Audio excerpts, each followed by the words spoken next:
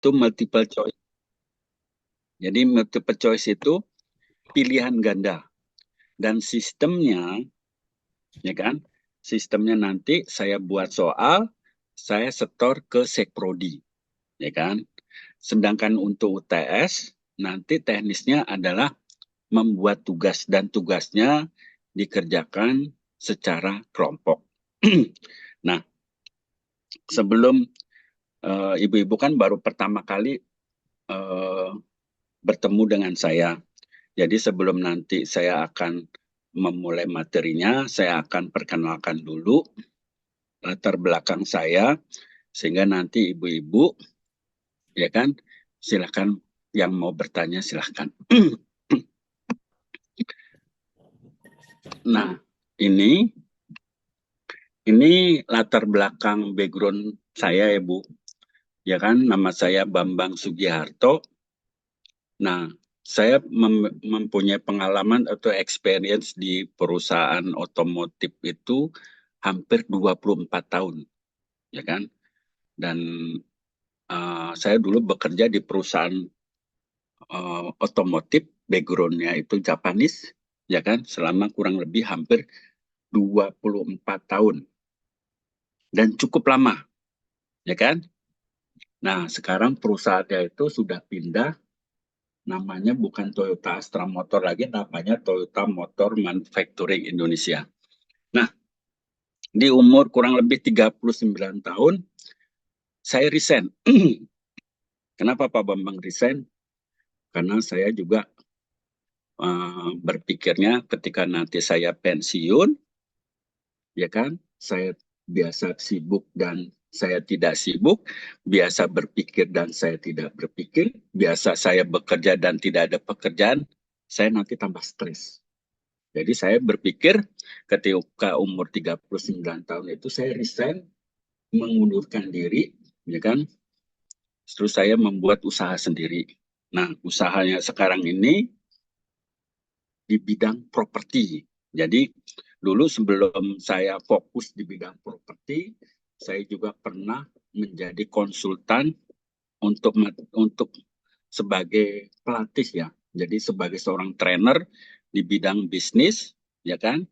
Terus di bidang quality, quality itu yang berhubungan dengan apa ya Pak Bang? Kalau ibu-ibu mungkin ada yang bekerja di rumah sakit, mungkin untuk implementasi sistem manajemen mutu ISO 9001 atau ISO 14001 atau yang implementasi K3 itu konteksnya di bidang quality atau mutu. Tapi kalau yang untuk productivity itu terkait dengan output.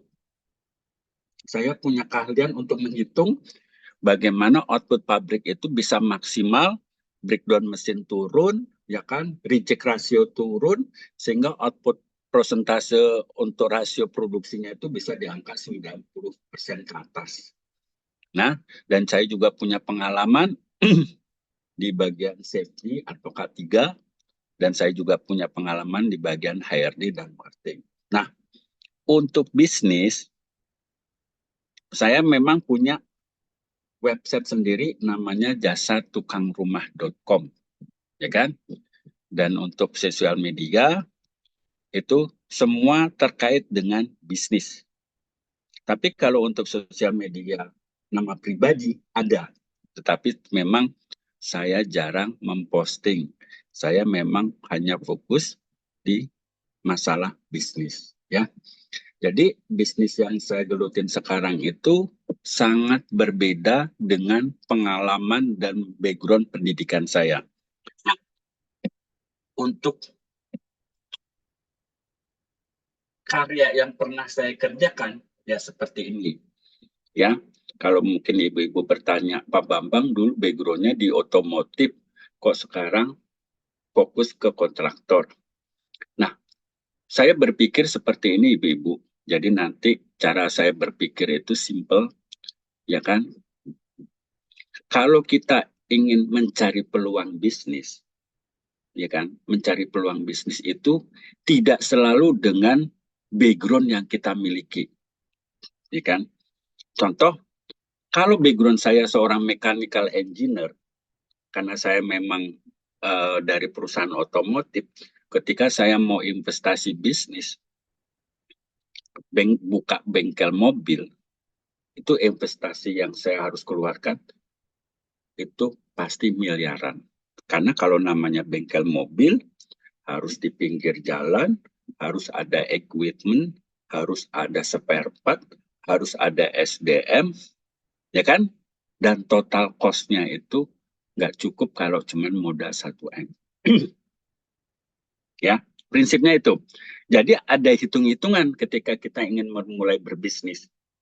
Kenapa Pak Bambang itu berlari dari kompetensi latar belakang pendidikan sama pengalaman ke hal yang baru?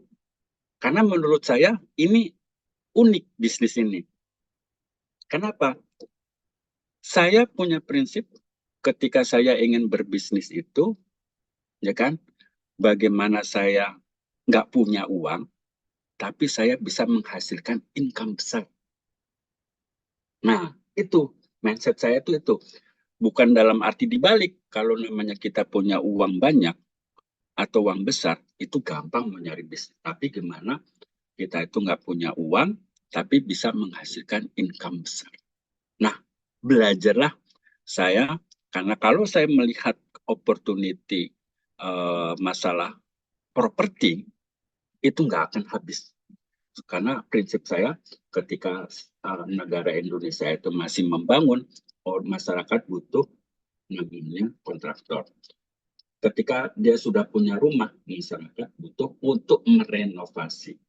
Sehingga bisnis kontraktor ini merupakan suatu peluang bagi saya. Jadi saya menganalisanya seperti itu, jangka panjang. Nah, tapi basicnya saya kan nggak punya pengalaman. Background saya juga bukan arsitek, background saya juga bukan orang sipil. Background saya seorang mekanikal. Nah, disitulah saya itu tertantang. Jadi ketika kita memulai sesuatu bisnis yang baru itu harus ada challenge-nya. Nah, prinsipnya semua itu kan harus disesuaikan dengan kemampuan kita. Ketika itu memang passion saya, kesukaan saya, apapun kesulitan yang saya hadapi, itu pasti saya punya cara. Nah, kenapa Pak mengambil bisnis kontraktor? Karena bisnis kontraktor yang saya jalankan itu dengan modal 0 rupiah. Itu. Modalnya 0 rupiah dan saya bisa mendapatkan income besar tanpa menggunakan uang. Nah, modalnya hanya apa? Ketika saya pertama belajar ilmu arsitek, saya butuh waktu cuma 3 bulan. Ketika saya belajar ilmu sipil, saya butuh waktu 3 bulan. Ketika di ilmu sipil dan arsitek saya kuasai, dan ilmu marketing saya kuasai, saya berani berbisnis. Kan kuncinya itu. Ya, jadi pada prinsipnya, jadi nggak ada yang namanya bisnis itu selalu menggunakan uang banyak. Ya kan, saya akan sharing ke ibu-ibu, ketika kita nggak punya uang pun, ternyata saya bisa berbisnis dan bisa menghasilkan income besar. Ya, nah ini desain-desain yang pernah saya kerjakan, ya, termasuk saya mendesain landscape. Landscape itu bahasa dari arsitektur ya. Jadi arsitektur itu kalau bicara taman itu bukan taman, tapi landscape. Termasuk kolam-kolam art, termasuk swimming pool dan waterboom dalam skala besar. Nah, ini spesialis yang memang bisnis yang saya jalankan sampai dengan sekarang, gitu loh. Ya, jadi saya sedikit juga mau cerita bahwa saya meninggalkan perusahaan Astra itu bukan perusahaan ecek-ecek, ibu-ibu. Saya juga menduduki posisi penting di situ, dan waktu saya resign pun orang-orang Jepang itu masih berusaha untuk menggait supaya saya itu masuk bekerja lagi. Karena ternyata setelah saya mendalami dunia bisnis, sangat berbeda jauh dengan pada saat saya itu bekerja. Apa yang membedakan Pak Bambang antara berbisnis dan bekerja di perusahaan? Kalau kita bicara konteks bekerja, sumber income-nya itu cuma satu. Kalau kita gajinya 10 perak, iya udah 10 perak. Nggak ada sumber-sumber yang lain. Tapi kalau kita berbisnis, sumbernya akan lebih dari satu. Ketika saya sekarang nih ada proyek 3 proyek, bikin rumah sama renovasi, kan berarti sumber income saya dari proyek pertama, proyek kedua, proyek ketiga, plus, ya kan, ngajar. Jadi sumber income saya ada 4 sumber. Nah, disitulah perbedaannya ketika kita jadi pebisnis dan menjadi seorang pekerja. Yang jelas kalau orang bisnis itu income-nya akan lebih besar dibandingkan dengan bekerja. Ya, jadi itu prinsip saya. Kenapa Pak Bambang ingin berbisnis? Karena memang saya punya visi ketika nanti saya pensiun, saya nggak menjadi pengangguran, saya nggak mau jadi orang yang hanya menunggu, dan saya nggak mau kalau pada saat masa tua saya nggak punya uang. Nah itu saya nggak mau. Dan saya bukan tipe-tipe dari mulai saya kecil ditinggal orang tua, saya merantau ke Jakarta, tidak pernah namanya budaya minta. Ya kan, namanya meminta itu tidak pernah. Jadi punya prinsip no work, no eat.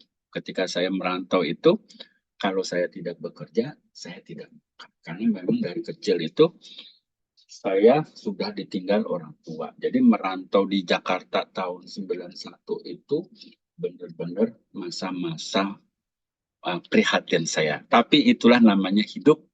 Jadi hidup itu pasti semua orang akan mengalami hal yang berbeda-beda, ya. Baik, ini sekelumit cerita pengalaman dan latar belakang saya ketika saya bekerja dan sekarang sudah mulai berbisnis. Makanya kenapa materinya ini konsep bisnis plan-nya ini bisnis kontraktor. Nah, karena saya memulainya dari awal bisnis kontraktor, saya akan lebih cepat kalau bercerita tentang kontraktor. Nah, saya nggak bisa, bukan tipe-tipe dosen yang teoritis. Ketika saya jompleng misalkan menjelaskan klinik Pratama yang itu bukan bisnis saya, artinya belum tentu apa yang saya jelaskan itu real. Tapi karena saya menjelaskannya ini bisnis yang saya kerjakan sekarang, artinya apa yang saya kerjakan itu benar-benar real. Saya sampaikan kepada ibu-ibu bahwa pada semula saya membangun bisnis itu dengan modal 0 rupiah. Gitu. Jadi itu bukan bohong, 0 rupiah. Ya. Nah, sore hari ini saya akan menjelaskan materi perencanaan bisnis. Jadi bisnis itu ketika kita ingin sukses orang berbisnis, yang jelas bisnis itu nggak bisa disambi. Ya, nggak bisa disambi. Jadi kalau kita ingin berbisnis itu, ya kuncinya harus fokus seperti yang saya lakukan ketika saya resign dari Astra di umur 39 tahun. Ya, nah poin penting ya sebelum saya memulai bisnis. Jadi ketika nanti suatu saat ibu-ibu ingin berbisnis, ada 3 poin penting yang harus dimiliki sebagai seorang calon pebisnis. Apa tuh Pak Bambang 3 poin penting? Yang pertama itu harus punya kemampuan networking. Apa tuh networking? Pertemanan. Ya kan? Jika kita punya banyak teman, apapun bisnis yang kita dapatkan, nggak mesti kita kerjain sendiri. Ya kan? Dengan catatan, kita harus tahu capability dari teman yang kita jadikan partner. Ini contoh.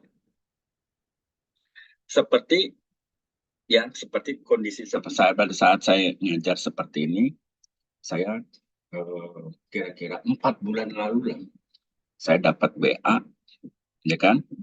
WA-nya itu kebetulan salah satu teman saya itu menjadi seorang top manajemen lah di perusahaan Astra, yang Honda. Jadi pabrikannya itu membuat salah satu electrical wiring untuk Honda motor, ya kan? Dia ngasih job ke saya, ya kan? untuk membuat suatu alat dari aluminium. Nah, ini kita bicara konteks networking ya, atau pertemanan. Kita kenapa Pak Bambang itu memprioritaskan kalau kita ingin berbisnis itu, poin pertama itu harus pertemanan banyak. Nah, ini kenapa? Nah, ketika gambar sudah saya dapatkan, saya baca, ya kan? Gambar itu cuma saya lempar dengan ke teman saya yang jago aluminium. Saya lempar, saya tanya harganya berapa? 1 unit 2 juta, Pak. Oke. Saya jual ke Honda Astra 4 juta. Artinya saya untung 2 juta. Kalau 2 juta dikali 20, berarti dapat 40 juta. 40 juta itu saya dapatkan hanya dalam kurun waktu 5 menit. Itulah fungsinya pertemanan. Jadi bisnis itu nggak mesti kita yang ngejar, yang mengerjakan, orang lain yang mengerjakan, ya kan? Dan kita dapat uangnya, gitu loh. Yang fungsinya pertemanan itu baru salah satu contoh. Masih banyak lain. Ketika saya itu juga ketika membuat bangun rumah, dapat kerjaan desain interior saya kasih teman saya jual 1 meter itu saya ambil lebihnya cuma 600.000 dikali 50 meter. Saya dapat 30 juta hanya dalam kurun waktu 1 minggu. Tanpa ngerjain gitu loh. Nah, itulah fungsinya pertemanan. Yang kedua, harus memiliki kemampuan menjual atau sales. Kalau kita sejago apapun kita menguasai bidang keilmuan, ya, misalkan ibu jago di ilmu kebidanan, punya PMB, tapi ibu nggak punya kemampuan untuk menjual, ya, naluri untuk menjual, memasarkan, ya, itu podoai bisnisnya akan, ya, mengalami hambatan. Dan poin yang ketiga, harus punya kemampuan, ya, personal approach. Personal approach itu artinya apa? Bisa melakukan pendekatan-pendekatan atau bahasa Indonesianya disebut dengan cara melobi. Karena 3 poin itulah ya salah satu persyaratan ketika kita itu ingin berbisnis. Ya, nah balik lagi untuk materi pada sore hari ini kita akan berbicara tentang masalah bisnis plan. Kenapa bisnis plan itu perlu direncanakan? Sesuatu ya, tadi kita bicaranya Pak Bambang mikirin masa depan ya. Pak Bambang nggak mau kalau nanti pensiun umur 55 tahun kerjaannya cuma jemput cucu, nungguin ya kan di rumah, nonton TV, makan, terus tidur. Nah, saya nggak bisa seperti itu, ya kan? Nah, kenapa nggak bisa? Karena saya belajar dari pengalaman lain. Saya tuh selalu orangnya itu kritis, selalu melihat saya nggak mau ya kayak gitu nanti kalau udah tua seperti itu, makan tidur nonton jemput ini jemputin, saya nggak suka. Dan saya punya prinsip karena dari kecil saya dilatih mandiri dan saya nggak suka minta. Ketika nanti saya memasuki umur 55 dan saya pensiun nggak punya duit, nah saya nggak bisa itu, saya harus punya usaha. Jadi saya berpikirnya di umur 39 tahun itu saya berjibaku tidak apa-apa asalkan saya nanti pada saat umur 50 ke atas saya udah punya mainan sendiri. Nah, itu prinsip hidup saya. Ya. Nah, di bisnis ini juga kita harus punya komitmen. Tadi sedikit saya sedikit singgung kenapa berbisnis itu nggak boleh disambi.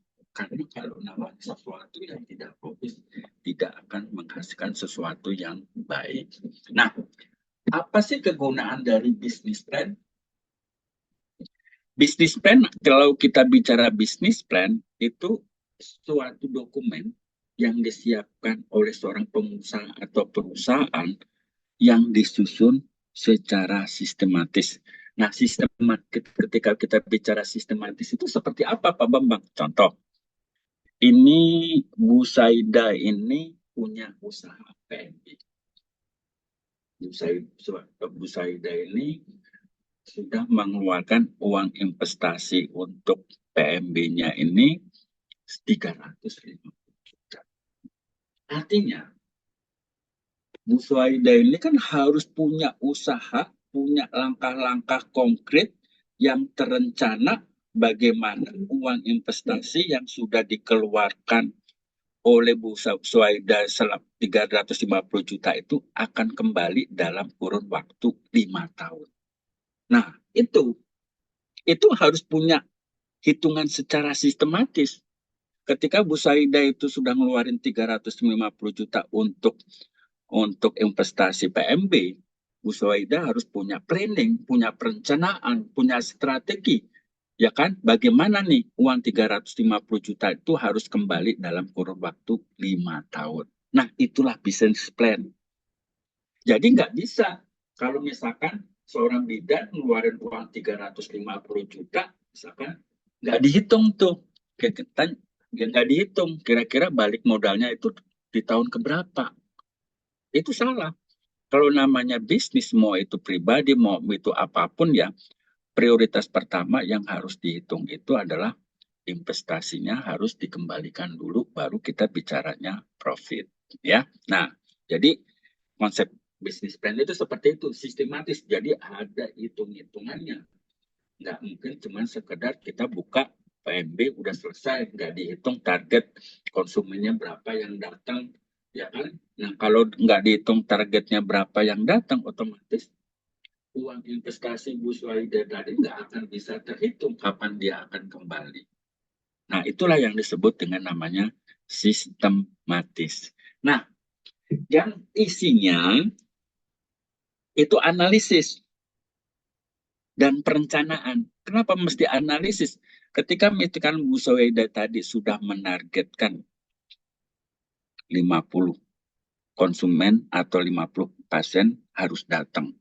Kenapa nih nggak dapat nih 50 target 50 pasien? Kan Ibu si bidan itu kan pasti melakukan analisis apa yang akan apa yang kurang sehingga saya tuh bisa melakukan improvement. Nah, itulah fungsinya analisis nanti bisnis plan itu. Jadi nggak cuman kita membuka bisnis itu ya udah kita buka dengan kemampuan saya sebagai seorang pidato sudah cukup. Tidak seperti itu, ibu-ibu. Ya, jadi berbisnis ini sangat berbeda dengan kita kerja sebagai seorang profesional.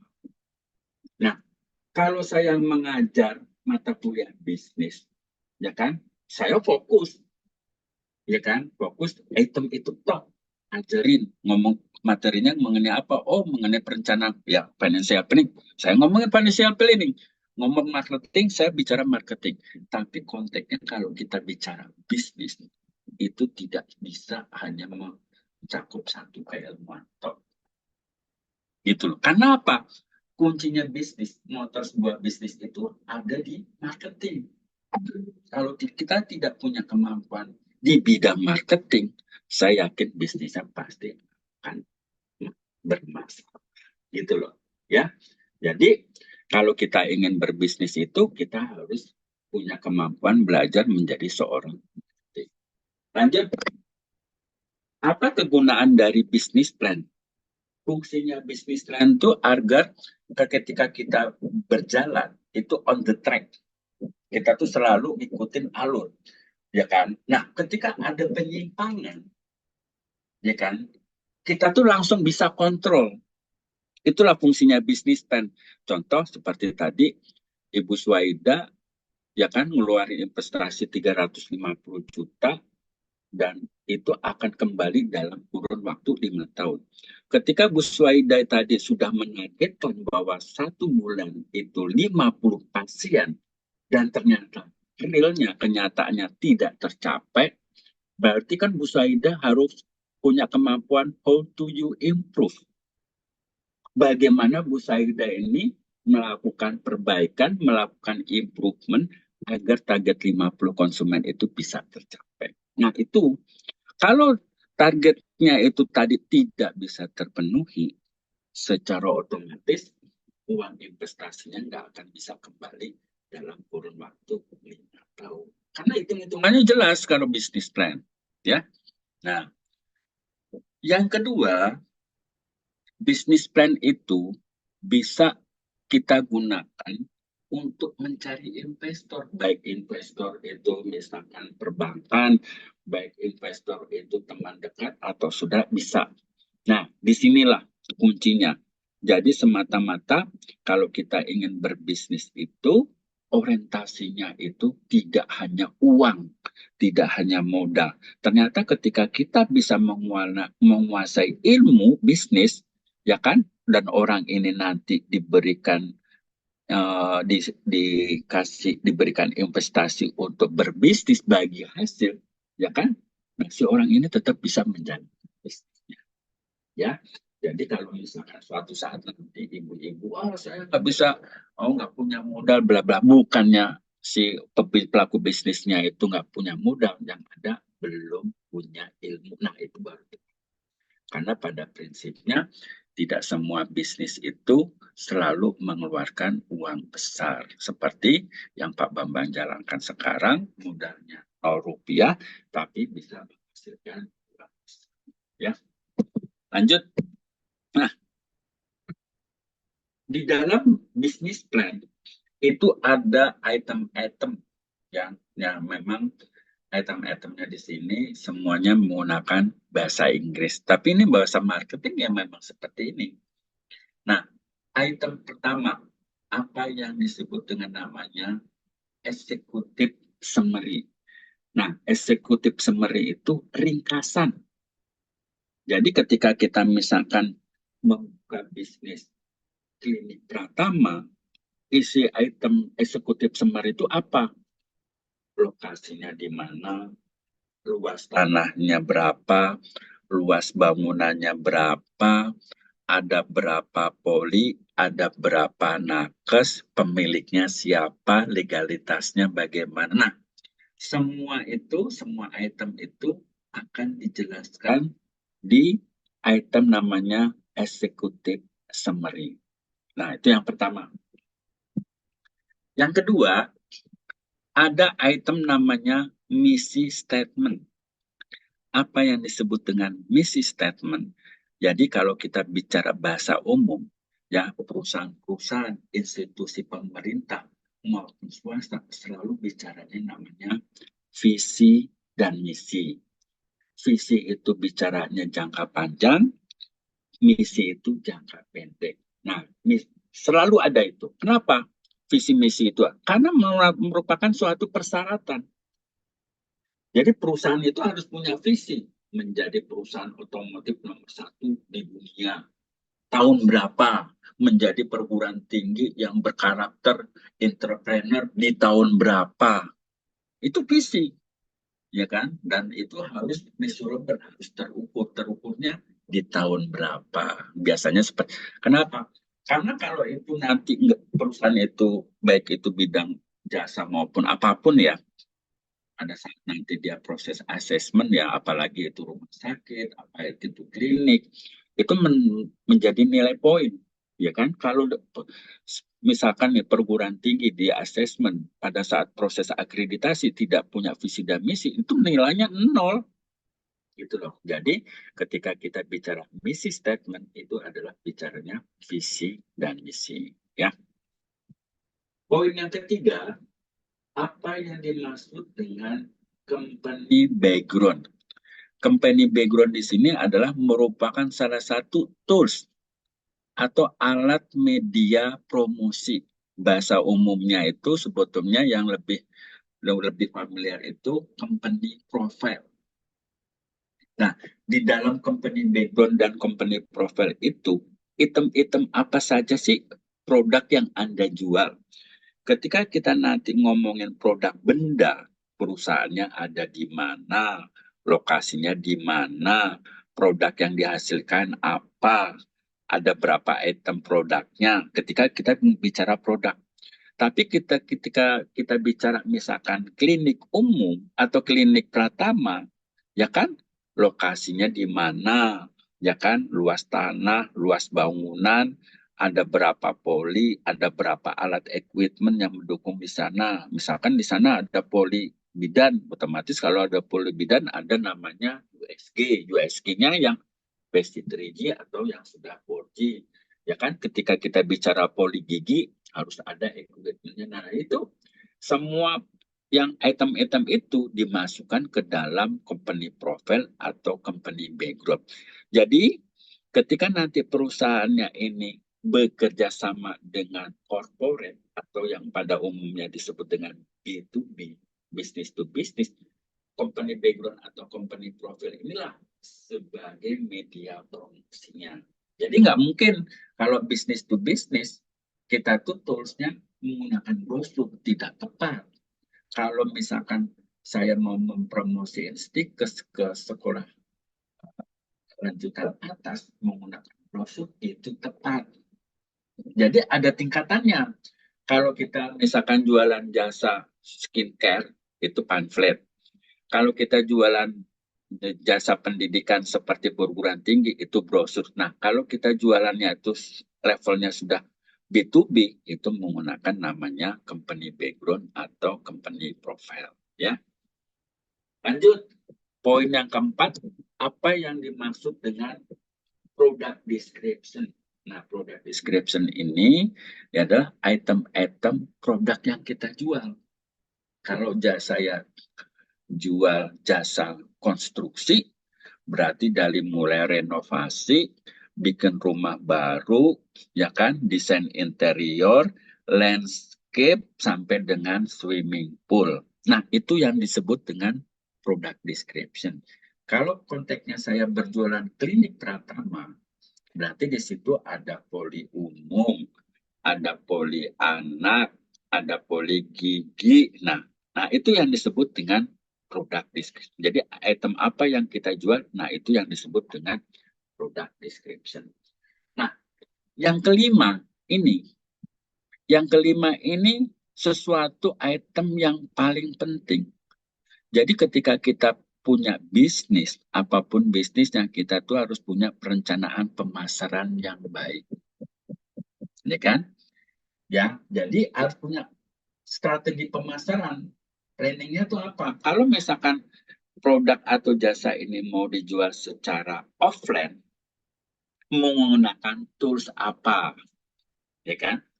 Nah, toolsnya kan macam-macam, bisa lewat pamflet, bisa lewat brosur, bahkan bisa kita tuh menjual produk dengan ya kan memberikan kartu nama kita, ya kan?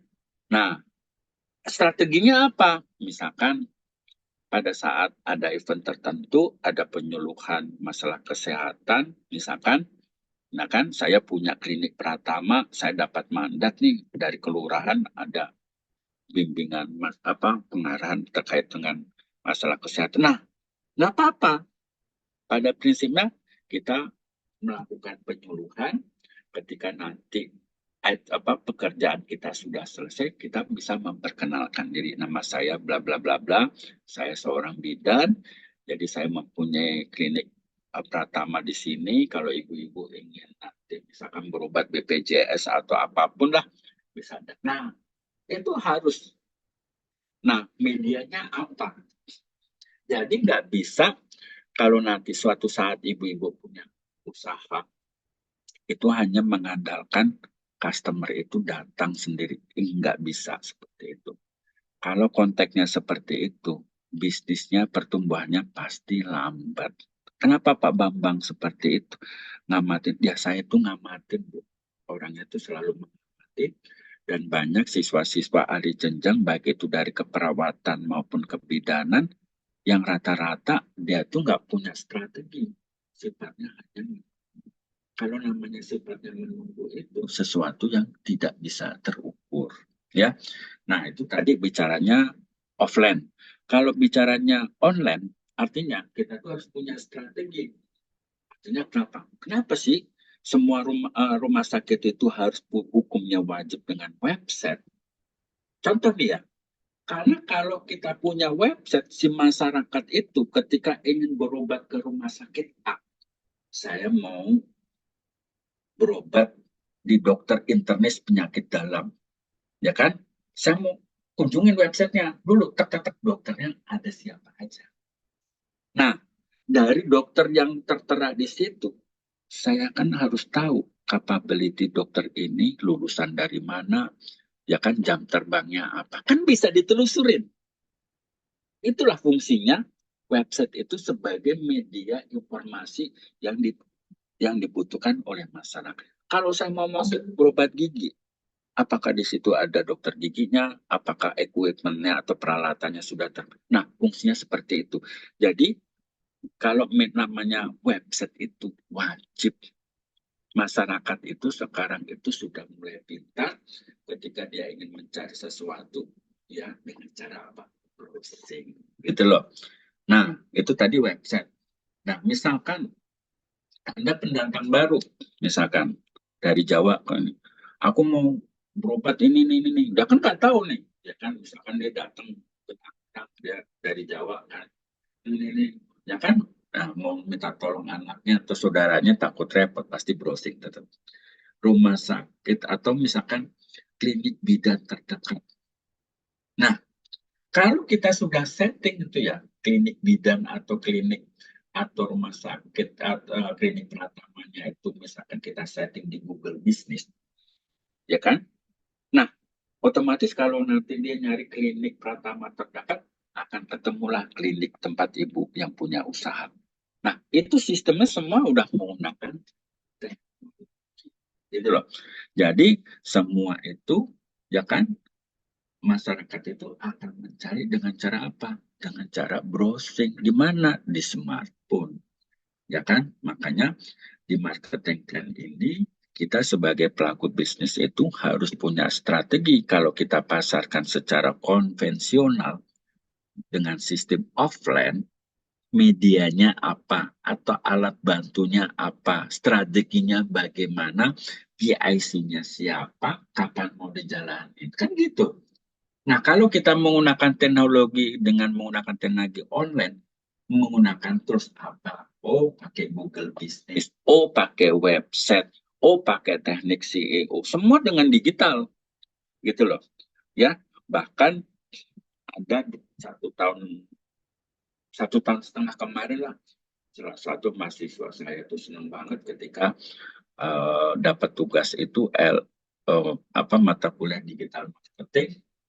Ya kan? Dia senang banget. Jadinya dia punya klinik Pratama itu 3, ya kan? Di Depok itu. Kalau nggak salah tuh nama klinik-klinik apa ya? Klinik itu di Depok. Ada 3 dan itu yang punya bidan semua.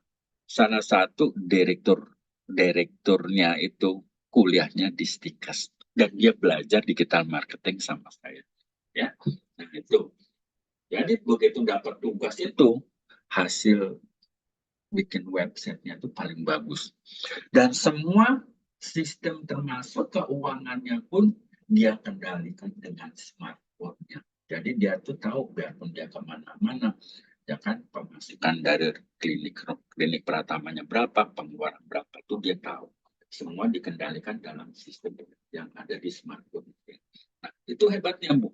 Ya, jadi makanya kita nggak cukup ketika kita memulai berbisnis itu kita hanya ngandelin ilmu bidang berbisnis nggak bisa gitu. Ya, kalau kondisinya seperti itu, ibu hanya bisa sifatnya hanya menunggu pasien datang. Nah, kira-kira kalau menunggu pasien datang itu bisnis ibu bisa berkembang pesat atau tidak. Nah, itu yang bisa ibu pikirkan ya. Nah, selanjutnya poin yang keenam itu adalah kompetitor analisis. Pak, maksudnya apa sih? Jadi orang bisnis itu, ya kan, bukan kita buka bisnis dulu baru mikirin pesaing, itu yang salah. Ketika kita ingin berbisnis, membuat perencanaan, pesaing itu harus kita analisis dulu. Misalkan saya mau buka PMB nih, satu RW berapa kepala keluarga, satu RW itu berapa RT, satu RT berapa jumlah kepala keluarga, dan satu RW jadi total misalkan satu RW itu ada 7 RT, rata-rata satu RT 80 kakak. Nah, kita hitung kan itu namanya analisis seperti itu. Kalau misalkan 80 kali 8, berarti kan totalnya jumlah kakaknya kurang lebih 640 kakak. Nah, dari 640 kakak, oh, yang buka praktik PMB hanya 2. Nah, artinya itu kita tuh melakukan analisis. Jadi jangan sampai kita nggak menghitung itu satu RW 640, di sana sudah ada 8 orang yang buka praktek PMB. Kita tambahin lagi 1, jadi 9. Kira-kira dapat nggak konsumennya? Nah itu ya, jadi nggak asal aja, harus punya dasar ketika kita ingin membuka bisnis apapun. Kalau kita mau bisnis kuliner nih, sekarang lagi ngetopnya namanya makanan seblak itu ya. Ya kan, minimal ya kan dari barat jarak 500 meter udah ada jualan yang sama belum? Dari barat timur ada nggak? Ya itu kan, selatan ada nggak? Utara ada nggak? Minimal itu aja. Jadi kita tuh tahu bagaimana strategi yang akan kita lakukan ketika kita itu nanti ada pesaing. Gitu loh. Apanya yang kurang? Ya kan? Nah, tadi malam itu kebetulan saya punya teman itu bisnisnya sebelah. Ya kan? Saya cuma tanya. Ya kan? Itu ownernya saya tanya, orang kamu diajarin nggak bagaimana cara kamu bisa mendatangkan konsumen dan konsumen itu akan datang lagi karena servis kamu yang oke. Cuman cengar-cengir aja. Gitu kan, kok Bapak sampai iya, saya itu orang marketing. Saya itu pengen ketika nanti orang menggunakan jasa saya, ketika nanti 5 tahun dia mau pinjam rumah lagi atau merenov lagi, dia selalu ingat saya. Nah, itu penting strategi itu karena bagaimanapun kita tuh mau bisnis apapun, ya kan, selalu ada namanya kompetitor. Jadi memikirkan pesaing itu, ya kan, sebelum kita memulai bisnis harus dipikirin. Bukannya kita sesudah bisnis ada pesaing baru dipikirin. Nah itu yang salah ya. Nah sampai sini dulu. Mungkin ibu-ibu ada yang mau ditanyakan sebelum saya lanjutkan kembali. Halo. Tidak ada, Pak. Cukup, Pak. Baik. Cukup, Pak. Kita Cukup, lanjut. Pak. Nah kita lanjut. Cukup, Pak. Yang dimaksud dengan SWOT analysis. Nah SWOT ini ada kepanjangannya Bu. S-nya itu artinya strength. Strength itu artinya kekuatan. Kenapa klinik-klinik besar, klinik Pratama, rumah sakit bersalin, posisinya itu selalu di pinggir jalan. Karena itu merupakan kekuatan dia, gitu loh. Ya, kenapa? Kalau namanya jalan itu adalah traffic, ya kan, lalu lalang masyarakat. Jadi ketika kita memiliki suatu bisnis di pinggir jalan, otomatis kita secara tidak langsung punya nilai plus dalam segi marketing. Tinggal dikasih baliho, tinggal dikasih neon box, secara otomatis kita sudah mempromosikan bisnis yang kita miliki. Nah, maka dari itu, kenapa, ya kan, kalau namanya tanah di pinggir jalan itu, karena, ya kan, namanya di pinggir jalan itu, ya, area traffic masyarakat. Jadi kalau kita mau jual bisnis apapun, secara tidak langsung masyarakat itu akan melihat. Jadi ya tanah di pinggir jalan itu makanya selalu mahal. Ya. Nah itu tadi strength. Kalau W itu artinya weakness. Weakness itu artinya apa? Kelemahan. Ya kan? Nah kalau saya perhatikan, saya banyak memperhatikan bidan-bidan praktek itu dan prakteknya itu selalu digang. Ya, umumnya di situ ada tempat tinggalnya dan si bidan itu ya kan praktek di situ. Nah, bukan dalam arti kelemahan ini kita tidak ada solusi. Tidak. Makanya kalau setiap bidan itu prakteknya di dalam gang, si pelaku bisnisnya selalu ya kan menempatkan plang penunjuk. Ya kan? Artinya apa? Ketika plang itu dipasang di pinggir jalan dan bisa dilihat di depan dan di belakang, maka disitulah nanti si bidan secara tidak langsung melakukan media promosi. Misalkan bidan Suaida, ya kan, 300 meter. Nah, seperti itu. Ya, jadi itu yang disebut dengan weakness. Weakness itu kelemahan. Ya. O, O itu artinya opportunity atau peluang. Jadi kalau tadi kenapa Pak Bambang itu selalu mengarahkan kalau ibu-ibu mau berbisnis apapun harus memperhatikan kompetitor analisis. Ibu mau jualan kuliner, analisis dulu pesaingnya siapa, ya kan? Ibu mau bisnis terkait dengan kesehatan, ibu analisis, ya kan? Pesaingnya siapa. Nah, ketika tadi Ibu sudah menghitung 1 RW, 6 RT, 1 RT, 80 kakak, itu kan artinya kita sudah hitung, berarti kan 8 RT, 1 RT rata-rata 80, berarti kan 640. Nah, ketika 640 keluarga itu, ya kan, yang ada di lokasi itu bisnis bidannya cuma baru 2, ya kan? Artinya masih ada peluang, ya kan? Oh, nah, itulah peluang itu yang disebut dengan opportunity, gitu loh, ya. Nah, tapi kalau udah dari 640 sudah ada 10 bidang yang buka di situ, ya Ibu bisa analisis kira-kira kalau udah 10 PMB di situ, Ibu tambahin jadi 11, kira-kira ada pelanggan nggak ya? Nah, jadi disitulah kita sebagai pelaku bisnis itu bisa menentukan apakah bisnis PMB di tempatku ini layak atau tidak, gitu loh. Karena, nah, ketika memang nggak layak, jangan dipaksakan. Kita harus mencari peluang yang lain. Kalau misalkan kita datang ke sana cuma ngasih segitu. Nah, yang terakhir itu T. T itu artinya treat. Treat itu artinya ancaman. Jadi mau bisnis apapun, itu selalu namanya ada ancaman, ada kompetitor. Dan itu dipikirkannya pada saat awal, Ibu-Ibu. Ya, pada saat awal kita membuat perencanaan bisnis atau bisnis plan. Jadi jangan dipikirnya ketika kita nanti buka PMB baru mikir, pesaing kita gimana ya pesaing. Jangan. Kita sudah harus mikirin, wah, nanti kalau ada pesaing gimana ya strateginya ya. Oke, oh minimal kalau aku ada pesaing, ada pasien datang ke tempatku, ada lahan parkir, ya kan? Nah, lahan parkirnya luas, aku awasi dengan CCTV sehingga ketika nanti misalkan ibu atau anaknya itu berobat nyaman, nggak takut.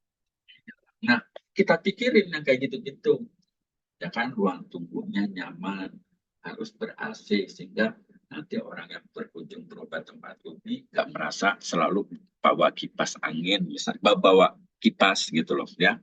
Nah, itu harus kita analisis dari mulai awal pada saat kita membuat perencanaan bisnis. Jadi mau bisnis apapun selalu ada namanya ancaman, ya. Ancamannya apa? Ancaman pesaing. Lanjut, operation.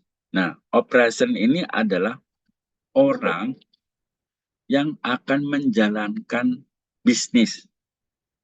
Ya kan, misalkan, oke, ya saya belum mendapatkan income. Pak, boleh nggak sih saya meng-hire orang? Nah, bukannya tidak boleh. Anda sebagai seorang pelaku bisnis harus berpikir, kalau saya memperkerjakan orang, nah, artinya orang itu kan harus diberi upah. Kira-kira uangnya dari mana ya? Nah, itu yang harus dipikirkan. Ya. Nah, konteksnya berbeda ketika bisnis kita itu sudah grow, sudah settle. Artinya nggak apa-apa kita meng-hire orang. Jadi caranya gimana?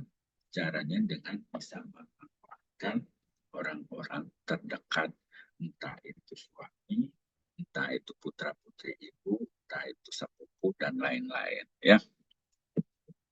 Selanjutnya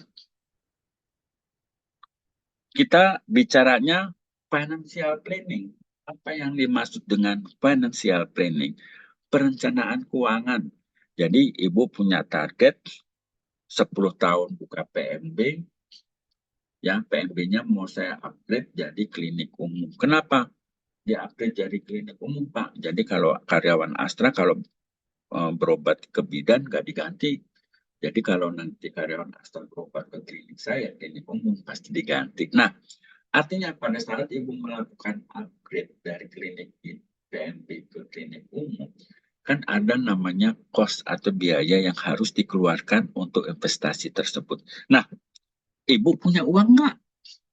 Nah, makanya di sini nih kadang-kadang kelemahan bidan itu ketika dia punya bisnis PMB, ya kan, uangnya itu diambil semua untuk operasional keluarga. Nah, ini yang salah. Kalau uangnya dipakai untuk operasional keluarga, ya kan otomatis bisnisnya ya puluhan tahun jadi tetap stuck di tempat. Kenapa? Dia nggak punya duit. Dia nggak punya visi untuk pengembangan gitu loh. Nah, di sini tuh diajarin. Ya, sudah diajarkan ada namanya financial planning, perencanaan keuangan. Jadi kalau ibu punya dapat profit nih 10 juta sebulan, oke, dia ambil misalkan 5 juta untuk bantu operasional keluarga karena suami saya orang PNS, anak saya kuliah 2 orang, ya kan? Nah, saya nggak akan bisa nih kalau nggak ngambil uang dari bisnis ini, ya nggak apa-apa diambil, tapi jangan semua, gitu loh. 5 jutanya, ya kan? Atau misalkan 5 juta diambil, 3 juta di saving untuk pengembangan, 2 jutanya untuk emergency cost. Jadi ketika nanti suatu saat namanya orang hidup, ada biaya-biaya yang terduga, contohnya mertua sakit, ya kan orang tua sakit, bla bla. Nah, kita punya dana cadangan, gitu loh. Nah, seperti itu. Jadi ngaturnya harus punya uang. Kalau kita nggak punya perencanaan keuangan yang baik, saya yakin bisnisnya makanya dari tahun ke tahun sampai puluhan tahun begitu-begitu aja, ya. Dan yang terakhir itu namanya timeline. Apa sih yang disebut dengan timeline? Itu batasan waktu. Seperti tadi sedikit Bapak jelaskan, ketika Bu Suwaida tadi punya investasi ya 350 juta untuk membuka PMB, saya setting pokoknya 5 tahun harus lunas. Nah, itu namanya timeline, deadline-nya 5 tahun. Ya kan, gimana caranya? Udah itu yang saya harus pikirin. Ya, saya akan mempromosikan nih klinik pertamanya Bidan X. Target saya 3 bulan itu nanti customer-nya naik kira-kira 10%. Saya punya perencanaan A, B, C, D. Nah, itu yang disebut dengan timeline. Ada batasan waktu. Ya, atau bahasa umumnya yang sering dijelaskan itu due date atau deadline. Itu sama aja. Timeline, due date, deadline itu bahasanya sama. Yang fokusnya ada terkait dengan masalah batasan waktu. Lanjut. Nah, bagaimana cara membuat bisnis plan? Yang pertama itu tadi sedikit sudah saya singgung, harus ada namanya visi dan misi. Ya kan? Nah, visi dan misi ini poin penting, ya kan? Karena ini terkait dengan namanya assessment, ya kan? Jadi kalau ibu punya klinik umum, mau jadiin klinik Pratama atau mau jadiin rumah sakit bersalin, pasti ini juga harus ada, ya. Nah, yang kedua harus punya perencanaan produk. Kalau kita mau jualan jasa, misalkan kalau sedikit Nusantara kan ada jurusan bidan, ya kan D3 bidan, S1 bidan, itu produk plan. Ada D3 perawat sama S1 perawat, ada nurse, ada ahli jenjang. Nah, itu yang disebut dengan namanya produk plan. Ya. Nah, poin yang ketiga, ya kan, harus punya organisasi plan. Idealnya memang ada direktur, ada manajer marketing, bla bla bla bla. Tapi ketika kita memang memulai usahanya baru dan baru mau memulai, ya mau nggak mau ini kita harus bisa memanfaatkan orang-orang terdekat. Orang-orang terdekat itu siapa? Ya bisa suami, bisa anak kita putra-putri dan bisa sepupu, gitu loh ya.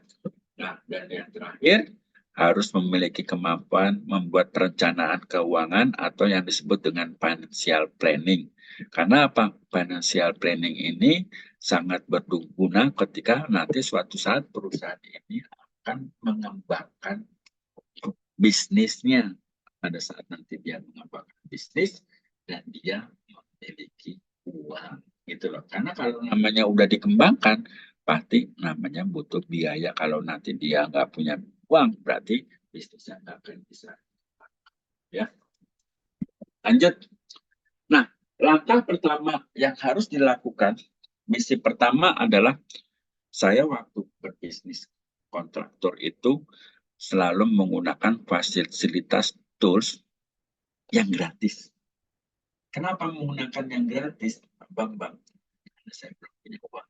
Nah, kalau kita nggak punya uang, maksimalkan gratis. Pokoknya gimana caranya. Termasuk kita juga harus pintar, harus tahu terobosan-terobosan ya supaya supaya bisnis kita itu dikenal banyak orang. Contoh, kalau misalkan ibu-ibu pengen jual sesuatu produk ya, OLX itu website jual beli yang paling oke, trafficnya tinggi. Nah, pertanyaan saya, kalau kita posting itu cuma sekali gratis, ya kan? Nah, selebihnya suruh bayar. Nah, bayarnya itu kurang lebih macam-macam variannya. Ada yang umumnya sampai 1 bulan itu hampir 1 juta. Nah, apakah saya pasang aja seperti itu? Tidak. Jadi saya juga harus punya cara bagaimana bisnis saya itu bisa nyangkut di sana. Nah, saya bisa posting 50 kali itu tanpa harus bayar. Nah, gimana caranya? Nah, itu kan ilmunya mesti dicari dulu. Ya kan? Nah, makanya kembali lagi kalau kita ingin berbisnis itu, ya kan nggak bisa hanya mengadakan satu keilmuan saja. Ya. Nah, perkuat mekan marketing karena bisnis itu ya kan memang kuncinya ada di sini. Ya kan? Kalau kita nggak punya kemampuan marketing online, offline, dengan bisa memaksimalkan digital marketing dan sebagaimana. Dan terus kalau kita ngadalin hanya sebagai konvensional, saya yakin pertumbuhan bisnisnya pasti lambat. Karena banyak beberapa mahasiswa termasuk perawat yang saya ngajar, saya kerja di rumah sakit bersalin ini di daerah Jakarta Timur, bla bla bla bla. Kenapa ya Pak? Karena rumah sakit saya itu ramai, karena sepi. Nah, kuncinya cuma satu, ya kan? Saya mau nanya, yang punya itu apa? Dokter atau apa? Terus media promosinya apa? Saya tanya itu aja. Kalau pas saya tanya itu, pasti karyawan itu nggak akan menjawab. Jadi bisnis apapun, kita itu harus namanya punya tools, punya strategi, bagaimana cara kita itu memasarkan bisnis kita itu agar banyak dikenal oleh masyarakat. Ya, lanjut. Nah, langkah kedua adalah membuat struktur organisasi. Ya, idealnya memang harus ada direktur, ada finance, ada bagian di lapangan, ada bagian marketing dan operasional. Tetapi ketika memang kita baru tahap awal, jadi Pak Bambang bisa duduk di sini, bisa duduk di sini, bisa duduk di sini, bisa di sini, dan bisa semuanya. Gitu loh. Tapi kan pada prinsipnya tidak semua manusia itu sama. Jadi ketika saya jago di bidang ilmu kebidanan, dia nggak ngerti marketing, berarti si bidan ini kan harus nyari orang yang ngerti marketing, gitu loh. Nah, kebetulan kalau saya teknik bisa, marketing bisa, tapi kan nggak semua orang itu sama, gitu loh. Jadi tetap harus ngikutin kondisi yang ada di lapangan, gitu loh. Jadi intinya sebagai seorang pelaku bisnis bisa duduk di sini, bisa duduk di sini, bisa duduk di sini maupun di sini. Ya kan? Kenapa? Ia harus menghubungi. Makanya jiwa seorang pebisnis itu dia harus punya jiwa sebagai seorang pembelajar. Dia nggak akan bisa menjalankan bisnis hanya menggunakan satu ilmu kepintaran saja. Pasti dia harus tahu semuanya, termasuk keuangan, termasuk pajak, termasuk marketing, ya kan? Semua dia harus kuasai. Gitu, ya. Langkah ketiga adalah kita harus paham terhadap produk-produk yang dijual. Saya mengambil contoh karena saya di bidang jasa kontraktor, ya kan, saya menjual teknik desain. Ya kan, teknik desain itu saya bisa mendesain rumah tipe 46, bisa mendesain rumah 2 lantai, bisa mendesain rumah yang ada kolam renangnya. Nah, itu teknik desain, ya kan. Nah, bisnis modelnya yang saya pasarkan dengan sistem online dan offline. Kalau online, saya menggunakan Google Business, saya menggunakan website, saya menggunakan teknik SEO, apapun yang terkenal dengan hubungnya dengan digital marketing, itu pasti akan saya coba. Nah, kalau offline, memang saya mengandalkan hanya pertemanan. Jadi saya punya komunitas desain interior, komunitas arsitektur, komunitas mobil, ya disitulah saya melakukan media promosi. Ya. Nah, setiap bisnis apapun, ibu-ibu, memang selalu ada namanya kompetitor. Itu mau bisnis apapun.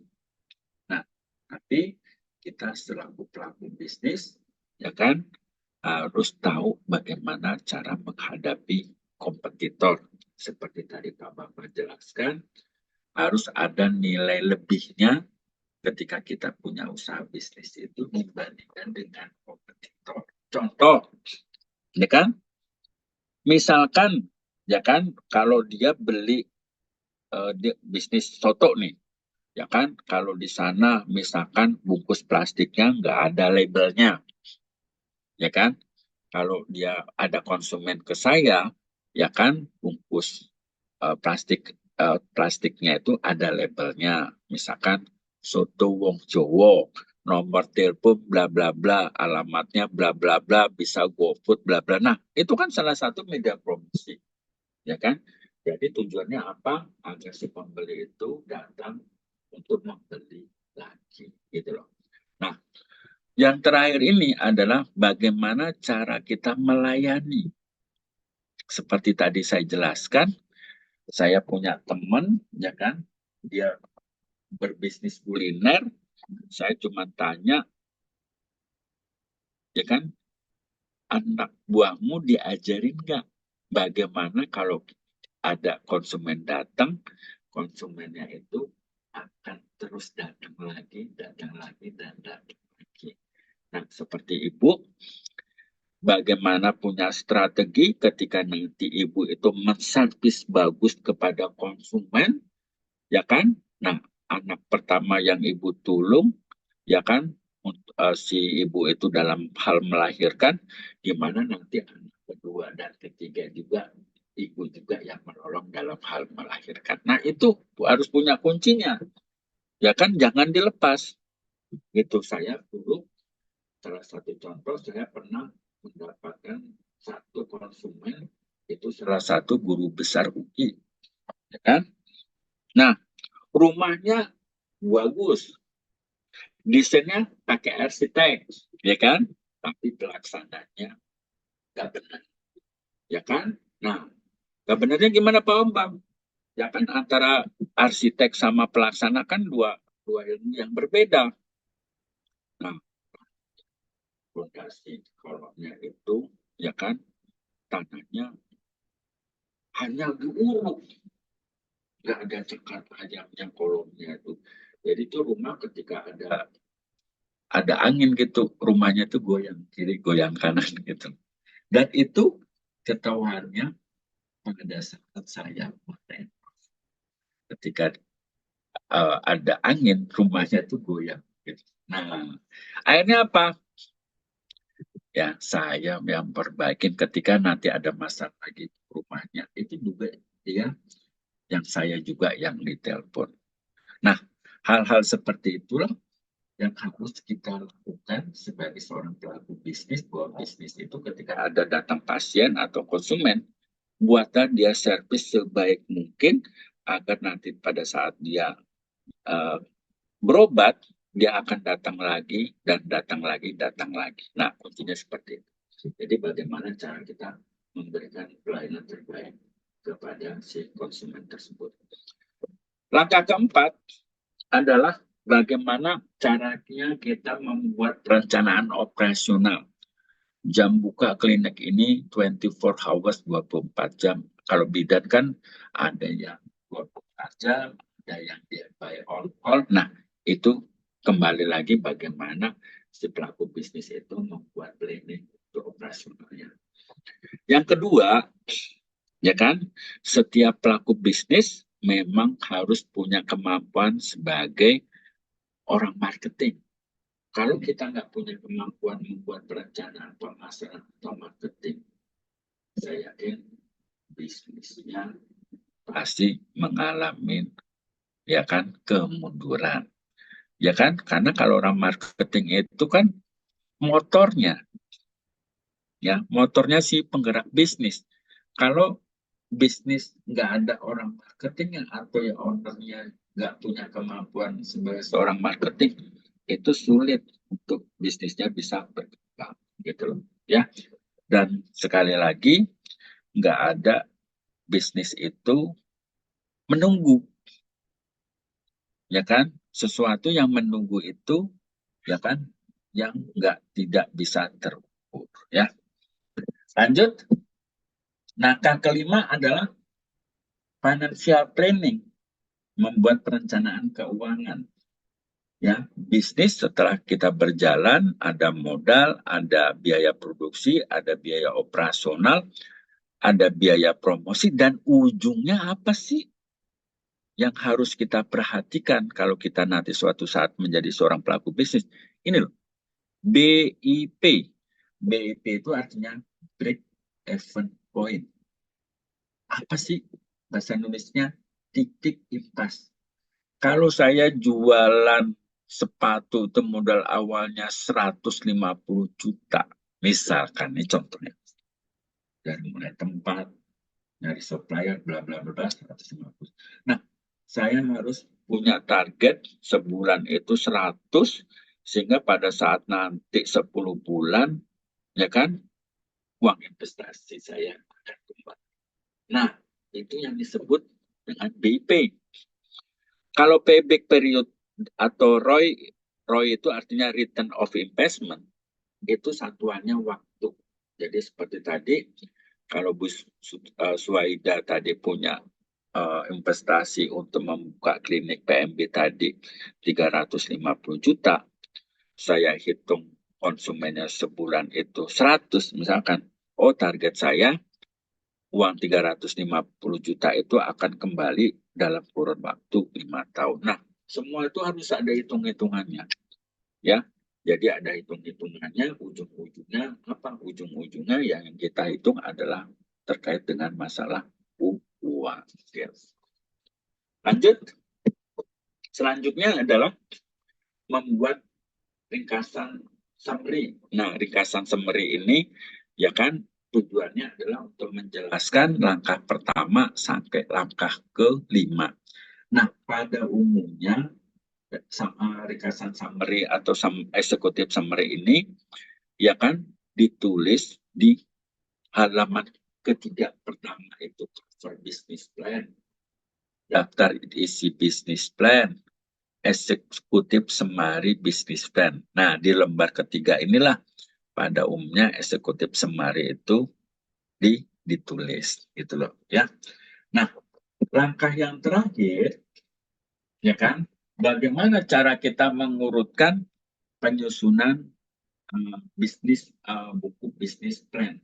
Itu yang pertama itu dari mulai sampulnya, sampul depan, itu ada daftar isi, ada eksekutif summary ini yang lembar ketiga tadi, ada deskripsi usaha, ada struktur organisasi, ada produk dan layanan, ada plan operasional dan pemasaran, ada financial planning, dan terakhir itu lampiran. Lampiran itu bisa data statistik, logo brand, lokasi tempat kita bisnis. Nah, itu biasanya ditempatkan di halaman terakhir, halaman 9 atau lampiran. Ya.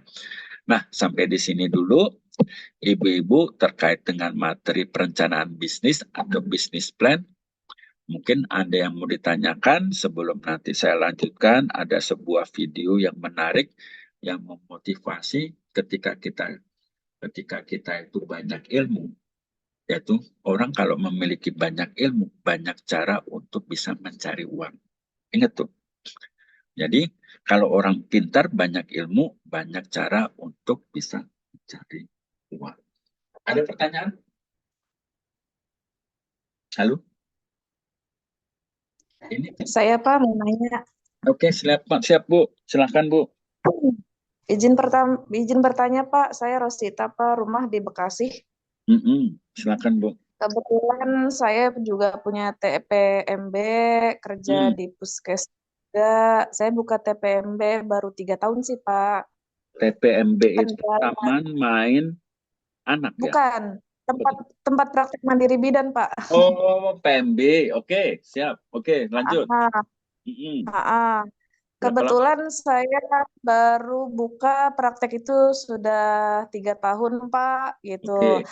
Terus yang saya rasakan adalah alhamdulillah sih ya kalau masalah pasien kan alhamdulillah ada gitu ya. Mm-mm. Yang lahiran juga tiap bulan ada Wah. walaupun gak banyak Pak Mm-mm. ada gitu. Mm.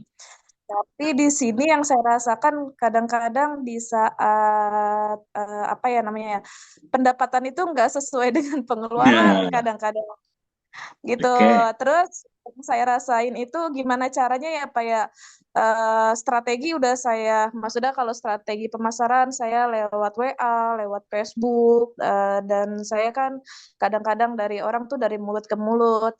Tapi Mm-mm. kendalanya adalah di saat ada yang lahiran tidak bayar, itu solusinya gimana ya Pak ya? Sedangkan kita kan butuh gitu pemasukan.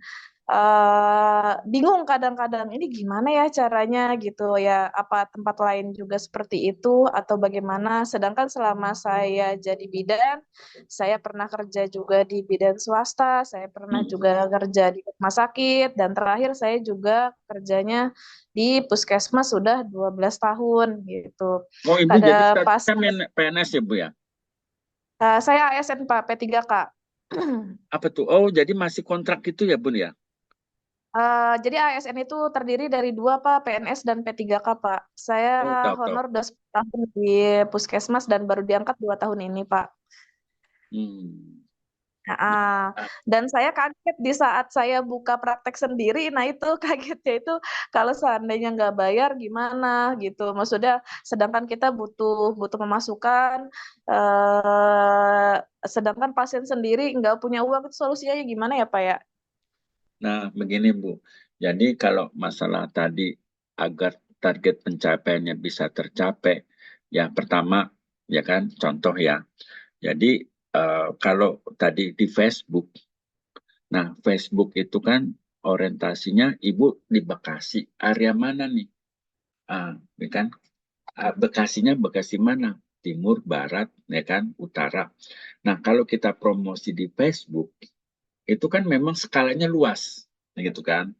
Tapi kalau beda konteksnya kalau misalkan ibu menggarisbawahi bahwa area praktek ibu itu misalkan di Bekasi Barat, di Pekayon misalkan. Nah itu harus ada batasannya, ya kan. Jadi kan nggak mungkin orang dari Bekasi Utara nih ya ke Bekasi Timur hanya ingin berobat ke bidan, kan nggak mungkin. Nah kita harus dibuat ruang lingkupnya sekecil mungkin wilayah tempat ibu praktek. Nah, itu yang pertama. Nah, yang kedua, ibu harus punya cara, ya kan? Punya cara tuh agar tempat bisnis ibu itu bisa dikenal masyarakat. Tadi memang grup WA. Nah, misalkan nih, ya kan, ibu punya anak atau punya teman yang jago senam. Nah, si manula-manula ini, ya kan, yang misalkan ibu tinggal di RT 2, ajak, ya kan, ibu bikin komunikasi dengan Pak RT-nya atau Bu RT-nya, ajak senam bareng setiap 1 minggu di depan klinik ibu. Nah, disitulah ibu itu mempromosiin tempat prakteknya. Ya gitu kan. Saya yakin kalau itu pasti welcome. Karena apa? Semua kan apa yang kita lakukan ini kan untuk kesehatan ya, nggak punya maksud. Kalau kita sekedar ngajak masyarakat untuk senam, terus kita promosin promosin lokasi tempat bisnis kita itu sah-sah aja gitu loh, ya sah-sah aja. Jadi nggak ada punya naik terselubung. Jadi selalu berusaha mempromosikan agar tempat klinik ibu itu yang misalkan di RT 2, gimana ibu itu, klinik ibu itu juga dikenal di RT 3, ya 3 dan 4 gitu loh. Ya, jadi harus punya cara itu. Nah, terus yang terakhir terkait, ya kan, terkait dengan masalah kita menolong, nggak ada sesuatu itu yang gratis, itu yang nggak ada ya Bu ya. Jadi kita memang harus harus punya kebijakan, ya kan? Punya kebijakannya gini, ya kan? Konteksnya beda. Kalau memang kita itu ingin ingin bekerja di sosial, jadi memang nggak dibayar. Konteksnya beda, gitu loh. Tapi kalau kita memang orientasinya bisnis, tetap harus ada kebijakan. Kebijakannya gini. Karena kalau kita namanya nurung orang melahirkan, oke lah, misalkan nih, operasional cost-nya kita habisnya 100, nggak mesti 100, ya kan? 50 boleh. Nah, itulah bagaimana cara kita menyampaikan kepada konsumen itu. Gitu loh, ya. Jadi tetap harus ada cost. Jadi kalau kayak gitu kan nggak ada tanggung jawabnya. Masa suaminya namanya ibu hamil itu kan ada suaminya suruh punya tanggung jawab, dan itu pernah terjadi, ya kan? Waktu itu bukan masalah melahirkan, ya kan? Dia itu berobat, anaknya sakit, ya kan? Habisnya kurang lebih hampir 200 sekian. Dia nggak punya uang, tapi digadein itu jaminannya, handphonenya. Itu masih rasional, gitu loh. Ya, tapi kalau nggak bayar itu nggak rasional. Jadi kita harus punya komitmen, ya kan? Nah, kalau nggak bisa bayar 100%, artinya tetap harus bayar 50%. Jaminannya apa? Dan itu bisa dikomunikasikan bukan kepada si ibunya, tetapi kepada si suaminya. Gitu loh, Bu. Jadi suaminya biar tanggung jawab. Kalau nanti nggak seperti itu, ya suaminya merasa bahwa di situ nggak bayar, ya dia akan melakukan hal yang sama nanti di lain hari gitu loh. Nah, itu menurut saya solusinya seperti itu. Ya, ada lagi? Ada lagi? Cukup, Pak. Nah, baik. Nah, ini ada salah satu video ya Bu ya. Jadi tadi Ibu siapa tuh luar biasa banget tuh nolong Ibu lahiran. Mudah-mudahan rezekinya nambah terus Bu, karena nolong ibu hamil itu kan nolong 2 nyawa Bu. Nyawa ibunya dan nyawa anaknya. Nah, Iya, ini salah satu video Bu. Jadi pada prinsipnya, ya kan, ketika kita itu punya banyak ilmu, kita tuh banyak peluang untuk bisa mendapatkan uang, ya kan? Nah, kalau ibu memang udah fokus di bidan, ya kita bicara, ya suami-suami ibu itu juga harus dikasih spirit. Itulah kata Pak Bambang, kalau kita tuh banyak ilmu, kita tuh nyari uang itu nggak cuma satu sumber. Itu kita bisa dari banyak sumber. Nah, itulah ya. Nah, seperti yang ada di video ini. Jadi untuk bisa kita banyak ilmu, kita tuh nggak boleh pelit. Kita harus mau mengeluarkan investasi untuk skill up, menambah ilmu. Ya.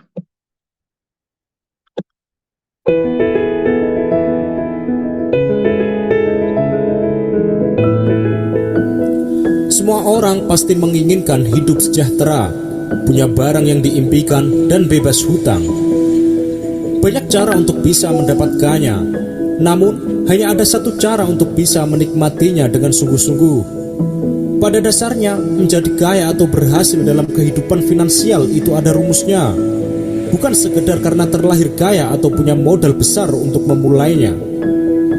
Kita mungkin bisa sedikit melihat laporan majalah Forbes 26 Februari 2021. Tertulis orang terkaya di Hong Kong dan Asia Timur, Li Ka-shing, memiliki total kekayaan saat ini sebesar 35,4 miliar US dollar atau setara dengan 495,6 triliun rupiah. Li Ka-shing sendiri lahir di Changzhou, China pada tanggal 29 Juli 1928. Dan dia berasal dari keluarga kurang mampu. Dan Li tidak pernah mengemban pendidikan tinggi sebelumnya. Bahkan, Li sempat berhenti sekolah pada umur 12 tahun karena orang tuanya tidak mampu membiayai. Dan ketika umur 15 tahun, ia memberanikan diri untuk membuka usaha bunga plastik yang diberi nama Cheongkwang Industries dengan meminjam modal dari saudaranya. Terus melebarkan sayap karena bisnisnya semakin berkembang pesat. Dimulai dengan mengakuisisi perusahaan Hudson Whampoa Limited dari HSBC dan menginvestasikan di banyak perusahaan di dunia. Menurut Li Ka-shing, ada 3 jenis uang misterius yang semakin uang itu dihabiskan, maka uang itu akan semakin bertambah banyak. Jenis pertama, uang untuk investasi diri. Uang untuk belajar dan mengembangkan diri ini harus dikeluarkan. Kalau hari ini kamu membuang Bill Gates ke pedalaman Afrika dan ditinggalkan tanpa sepeser uang pun, percayalah dengan cepat, Bill Gates akan cepat kaya lagi. Ini karena semua model dia sudah ditaruh di otaknya. Jika otak miskin, hidup pun akan miskin. Dengan kata lain, mengeluarkan uang untuk otak sendiri adalah investasi yang paling aman. Kemana saja gak bakal kelaparan. Meskipun kamu akan bilang, buat makan sehari aja nggak cukup, banyak utang, mana ada uang untuk belajar lagi. Lagian, sudah belajar pun nggak langsung kelihatan hasilnya. Orang semacam ini selamanya nggak bakal menginvestasikan uangnya di otaknya sendiri. Sebenarnya, jika kamu benar-benar miskin, otak adalah aset terbesar kamu untuk bangkit kembali. Itu mengapa kamu harus benar-benar berinvestasi di sini. Banyak kita lihat, banyak orang yang berjuang hanya untuk memenuhi kebutuhan. Seluruh hidup mereka dihabiskan untuk mengisi lubang hitam besar yang tidak akan pernah penuh. Hal ini karena mereka tidak mampu melangkah mundur dan melihat bahwa kesulitan hidup mereka sebenarnya karena ketidakmampuan mereka untuk belajar dan mencari terobosan untuk berkembang. Orang yang pintar akan mengerti bagaimana belajar melalui pengalaman orang lain dan menghindari kesalahan yang sama. Jadi, untuk belajar dan mengembangkan diri harus rela mengeluarkan uang, bahkan sampai meminjam uang sekalipun, karena dia pasti akan memiliki banyak jalan untuk mengembalikannya. Jadi, jika kamu menghadapi kesulitan, ingatlah, tidak ada kata terlambat untuk belajar. Kapan saja bisa mulai. Mungkin banyak yang bilang tidak punya uang. Sebenarnya orang semacam ini pasti sudah tidak sedikit membuang uang secara sia-sia. Kalau memang ingin berubah, tapi untuk biaya pendidikan saja enggan untuk mengeluarkan, bagaimana ada kemampuan yang cukup untuk menghadapi kesulitan? Dan orang yang bijak harus memahami ini. Jenis kedua, uang untuk berbakti. Uang untuk berbakti pada orang tua harus dikeluarkan. Mungkin banyak yang berpikir, buat diri sendiri saja tidaklah cukup, bahkan masih banyak utang. Bagaimana secara rutin memberikan uang pada orang tua? Ada juga yang bilang, di rumah tidak kekurangan uang, papa dan mama punya cukup uang, tidak perlu memberikan uang pada orang tua. Tidak peduli bagaimana keadaan ekonomi orang tua harus diberikan secara rutin. Semiskin apapun, sebulan sekali harus menyisihkan uang untuk orang tua. Semiskin apapun orang tuamu, dia tetap membesarkanmu. Coba pikir, apa karena banyaknya utang, tidak cukup uang, lalu orang tuamu meninggalkanmu? Semiskin apapun mereka tetap membesarkanmu. Jadi kalau sekarang kamu mengembalikannya, itu sebuah keharusan. Bagaimana boleh hanya ketika punya uang baru memberikan dan saat tidak punya uang tidak memberikan? Sebenarnya mungkin kamu tidak tahu, berbakti kepada orang tua itu ibarat sebuah restu alami.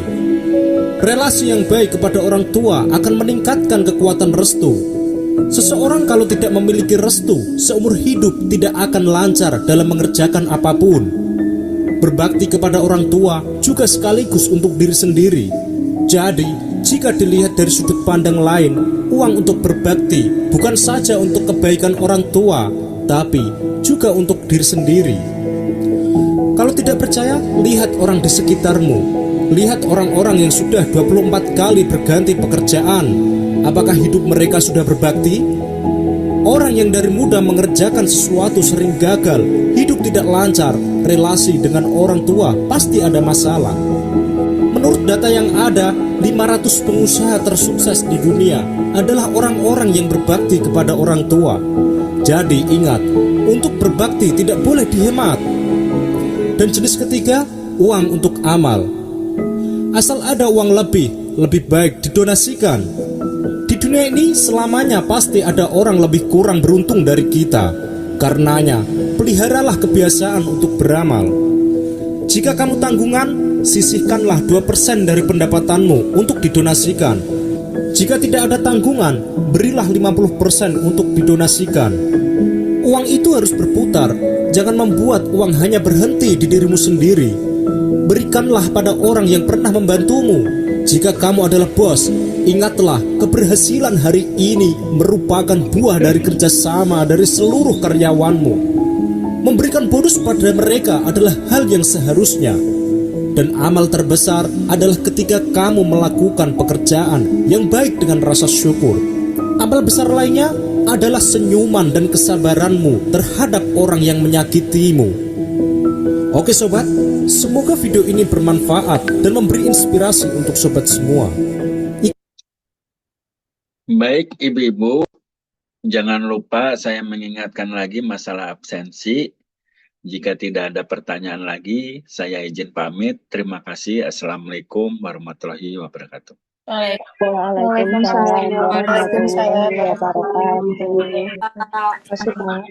Terima kasih, Pak. Baik, izin Terima kasih, pamit. Pak. Baik, Bu. Terima kasih, Pak. Baik.